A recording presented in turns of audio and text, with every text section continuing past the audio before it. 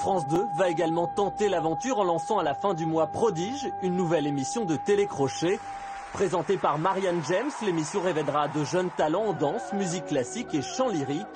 Face à eux, un jury, le très connu Patrick Dupont, le violoncelliste Gauthier Capuçon et la soprano Elisabeth Vidal. De la compétition, du spectacle des fauteuils rouges, une émission dans l'air du temps. Chercher la musique classique chez des enfants, c'est plein d'espoir. Et pourtant, de la musique classique, il y en a partout. Sans le savoir, on en écoute tous les jours, dans la publicité notamment. Une marque de jeans nous enchante avec Handel. Une autre nous invite à prendre la route sur des airs de Wagner. Quant au fromage, il se déguste sur quelques notes de Mozart. La musique classique, c'est une musique qui n'est pas juste pour les vieux cons, snobs et coincés. Il y a un nombre de liens incroyables entre, je sais pas, Wagner et que ce soit le rap, la techno, etc. Parce qu'il y a des myriades de passerelles partout. Rendre l'opéra plus accessible, c'est aussi ce que fait le cinéma en proposant les plus grandes œuvres dans ses salles. Et ça marche. Le public en redemande, comme l'atteste la hausse de la fréquentation des opéras.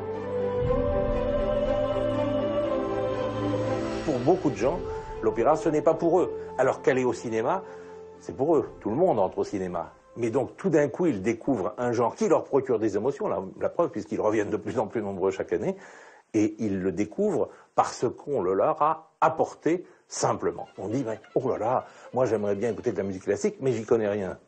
Mais moi, par exemple, je vais vous dire, je suis gourmand, j'adore aller manger de bonnes choses, mais je ne sais pas faire la cuisine, ça ne m'empêche pas d'apprécier.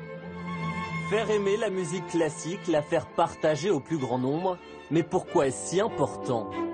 Comme a dit Nietzsche, la vie sans la musique serait une erreur. Alors c'est une question d'éthique. Je pense qu'il faut la faire aimer, surtout la musique classique, et la faire aimer à tout le monde. La musique classique, c'est un réservoir d'émotions, et il faut que ce réservoir d'émotions aille vers tous. Or, à la télévision, la musique classique se fait de plus en plus rare et de plus en plus tard. Le classique et la télévision sont, à mon sens, deux univers qui peuvent parfaitement se rencontrer. Aujourd'hui, la seule chose qu'il y a vraiment à faire, c'est de réinvestir et d'y croire. France 2 y croit. Avec Prodige, la chaîne fait d'une pierre deux coups, renouer avec la musique classique en s'adressant aux plus jeunes. Au-delà de ça, vous n'avez pas été étonné du talent de ces enfants? Non, j'ai pas été étonnée. Je trouve que le titre de l'émission, Prodige, porte très bien son nom.